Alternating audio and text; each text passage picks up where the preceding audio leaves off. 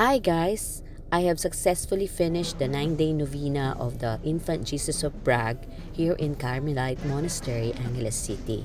And I attended the feast day today, January 21, 2024 at 6 a.m. Eto, tapos na yung misa at sumilip lang ako sa loob. Ang dami-daming tao. Alam niyo ba kung bakit naging isa ako sa mga devotee ni Santo Niño?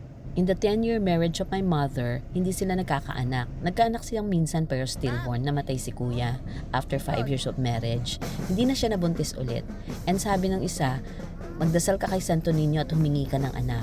And eventually, hindi pa natatapos yung novena niya, nabuntis na siya. At ako na yon.